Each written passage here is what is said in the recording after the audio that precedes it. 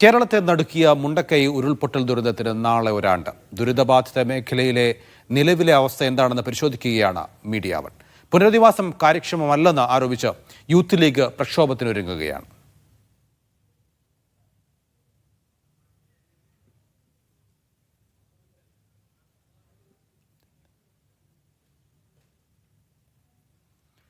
വിവരങ്ങളുമായി മുണ്ടക്കയിൽ നിന്ന് മഹേഷ്, ചൂരൽമലയിൽ നിന്ന് അസ്ലം, പുത്തുമലയിൽ നിന്ന് ഷബീർ എന്നിവർ ചേരുന്നു.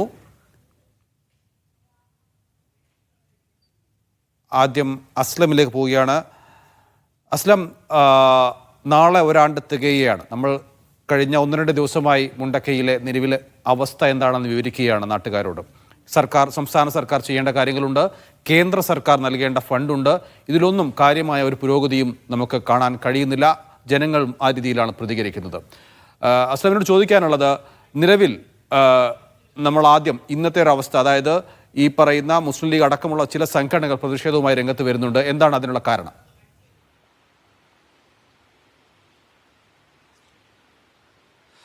പുനരധിവാസത്തിന്റെ, പ്രത്യേകിച്ച് സ്ഥിരമായ പുനരധിവാസത്തിന്റെ നടപടികൾ സർക്കാർ വൈകിപ്പിക്കുന്നു എന്നുള്ളതാണ് ഉന്നയിച്ചുകൊണ്ടാണ് മുസ്ലിം ലീഗ് പ്രക്ഷോഭത്തിലേക്ക് പോകുന്നത്. ഷബീർ നിൽക്കുന്നത് പുത്തുമലയിൽ ആ പ്രക്ഷോഭ വഴിയിലാണ്. എനിക്ക് തോന്നുന്നു കുറച്ചുകൂടി കൂടുതൽ വിവരങ്ങൾ ഷബീറിൽ നിന്ന് ആ ഘട്ടത്തിൽ തേടാൻ കഴിയുമെന്നാണ് പ്രതീക്ഷിക്കുന്നത്. പ്രധാനമായും ഇപ്പോൾ ഉയരുന്ന ഒരു പ്രശ്നം, അല്ലെങ്കിൽ ഇതുമായി പുനരധിവാസം ബന്ധപ്പെട്ട ഉയരുന്ന പ്രശ്നം എന്ന് പറയുന്നത്, ദുരന്തത്തിന്റെ 1 വർഷം കഴിയുമ്പോഴും ഈ പുനരധിവാസത്തിന്റെ അല്ലെങ്കിൽ പുനരധിവാസത്തിന്റെ പട്ടിക ലിസ്റ്റ് പൂർത്തീകരിക്കാൻ സർക്കാരിന് കഴിഞ്ഞിട്ടില്ല. അന്തിമ പട്ടിക രണ്ട് ഘട്ടത്തിലായി അയച്ചു. ഇനിയും കുറച്ചുകൂടെ വരാനുണ്ട് എന്ന് പറയുന്നു. നിരവധി ആൾക്കാർ പട്ടികയിൽ പെട്ടിട്ടില്ല. പാടിയിൽ താമസിച്ച ആൾക്കാർ, അതോടൊപ്പം തന്നെ പിന്നെ നമ്മൾ പല സ്ഥലങ്ങളിലായി താമസിച്ച, ഇതുമായി വില്ലേജ് ലൈനിലും മറ്റുമൊക്കെ പടവട്ടിക്കുന്നിൽ താമസിച്ച ആൾക്കാർ പലരും പരാതിയുമായി രംഗത്ത് വരുന്നത്. കാരണം അവർ ഒന്നെങ്കിൽ ദുരന്ത ബാധിതരാണ്, തൊട്ടടുത്തുകൂടെ പോയവരാണ്, ആ ഉരുൾപൊട്ട് പോയ ആൾക്കാരാണ്. 100 മീറ്റർ, 50 മീറ്റർ, 20 മീറ്റർ തുടങ്ങി വളരെ അടുത്തടുത്ത് താമസിച്ച ആൾക്കാരൊക്കെ തന്നെ ഉണ്ട്. അവർക്ക് സംബന്ധിച്ചോളം ഇനി അവിടെ താമസിക്കുക എന്ന് പറയുന്നത് പ്രായോഗികമായ ഒരു കാര്യമല്ല. അതേസമയം ജോൺ മത്തായി കമ്മിറ്റിയുടെ റിപ്പോർട്ടിന്റെ അടിസ്ഥാനത്തിൽ അവരൊക്കെ ഗോ സോൺ, അവിടെ താമസ യോഗ്യമായ സ്ഥലങ്ങളാണ്. അതുകൊണ്ട് തന്നെ സർക്കാർ പട്ടികയിൽ പെടുത്തിയിട്ടില്ല.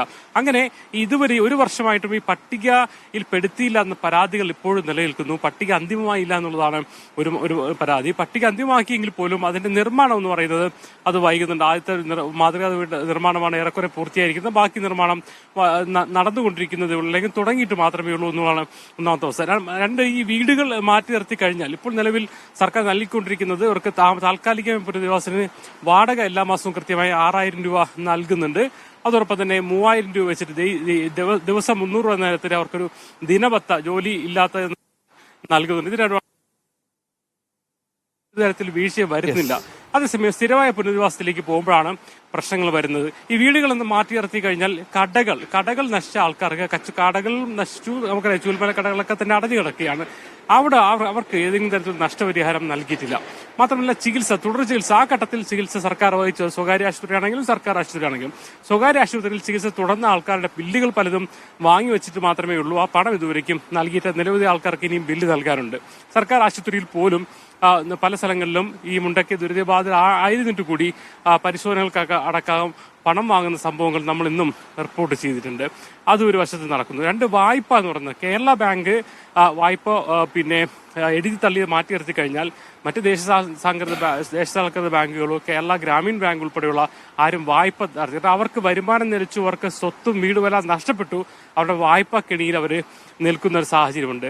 അതുപോലെ തന്നെ കൃഷിയിടം നഷ്ടപ്പെട്ട ആൾക്കാർക്ക് വളരെ ചെറിയ തുച്ഛമായ നഷ്ടപരിഹാരം താൽക്കാലികം നൽകിയതല്ലാതെ അവർക്ക് സ്ഥിരമായി സംവിധാനങ്ങൾ ചെയ്തില്ല. അങ്ങനെ വ്യത്യസ്ത മേഖലയിൽ ചൂരൽമല നഗരം എന്ന് പറയുന്ന ഏറെക്കുറെ, ചൂരൽമല ടൗൺ എന്ന് പറയുന്നത് അങ്ങാടി ഏറെക്കുറെ ഒറ്റപ്പെട്ടു. അവിടെ ഒരു ആശുപത്രിയില്ല, അവിടെ ഒരു അംഗനവാടി ഇല്ല, അല്ലെങ്കിൽ അവിടെ ഒരു ഫോട്ടോസ്റ്റാറ്റ് എടുക്കുന്ന മെഷീൻ, ഒരു കട പോലും ഇല്ലാത്ത രീതിയിലേക്ക്, അത്രത്തോളം ഒരു മെഡിക്കൽ സ്റ്റോർ പോലും ഇല്ലാത്ത രീതിയിലേക്ക് അവിടെ ഒരു ഒറ്റപ്പെട്ടൊരവസ്ഥ. അങ്ങനെ വ്യത്യസ്തമായ മേഖലകളിൽ പ്രശ്നങ്ങൾ ഇപ്പോഴും ബാക്കി നിൽക്കുന്നു. അതുകൊണ്ട് തന്നെ ഒരു സമഗ്രമായ ഒരു പരിശോധന, സ്ഥിരമായ പുനരധിവാസത്തിലേക്ക് പോകുമ്പോൾ ഏതൊക്കെ ഘട്ടത്തിലേക്ക് പരിഗണിക്കേണ്ടതിനെ കുറിച്ചുള്ള സജീവമായ ചർച്ചയിലേക്ക് പോകുന്നത് സർക്കാരിന്റെ മാത്രം പ്രശ്നമല്ല, സംസ്ഥാന സർക്കാരിന്റെ മാത്രമല്ല പ്രശ്നം.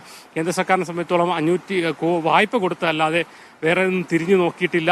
ഈ വായ്പകൾ എഴുതി തള്ളുന്ന അടക്കം ദേശസാൽകൃത ബാങ്കുകളെ കൊണ്ട് അത്തരമൊരു തീരുമാനം എടുപ്പിക്കുന്നതിന് പോലും കേന്ദ്ര സർക്കാരിന്റെ ഇടപെടൽ ഉണ്ടായിട്ടില്ല. മാത്രമല്ല എന്തെങ്കിലും തരത്തിലുള്ള പ്രത്യേക പാക്കേജ് 2000 കോടി ആവശ്യപ്പെട്ടെങ്കിലും വന്നിട്ടില്ല. രാഷ്ട്രീയ പാർട്ടികളാണെങ്കിൽ പലരും ആ സമയത്ത് വീടുകൾ പ്രഖ്യാപിച്ചു മുന്നോട്ട് പോയതല്ലാതെ അതിലേക്ക് പോയില്ല. സാങ്കേതിക തടസ്സങ്ങൾ അവർ പറയുന്നുണ്ടെങ്കിൽ പോലും കോൺഗ്രസ് വീട് വെച്ചിട്ടില്ല, കർണാടക സർക്കാരിന്റെ വീട് വെച്ചിട്ടില്ല, മുസ്ലിം ലീഗിന്റെ വീട് സ്ഥലം വാങ്ങിയിട്ടുണ്ടെങ്കിൽ പോലും അത് വീട് നിർമ്മാണം തുടങ്ങിയിട്ടില്ല. അതായത് ആദ്യഘട്ടത്തിലുണ്ടായ ഒരു വേഗതയും മറ്റുമൊക്കെ മുണ്ടേക്കക്കാരെ ചേർത്ത് നിർത്താനുള്ള വേഗത സർക്കാരിനോ ഇത് സ്വാഭാവികമായും അതായത് ഒരു സമയദൈർഘ്യം ഇതിനുണ്ടല്ലോ. അതായത് ഇപ്പം അസ്ലം തന്നെ സൂചിപ്പിച്ച പോലെ സർക്കാർ വീടുണ്ടാക്കിയില്ല, രാഷ്ട്രീയ പാർട്ടികൾ വീടുണ്ടാക്കിയില്ല, കർണാടക സർക്കാർ വീടുണ്ടാക്കിയില്ല, ആരും വീടുണ്ടാക്കിയിട്ടില്ല.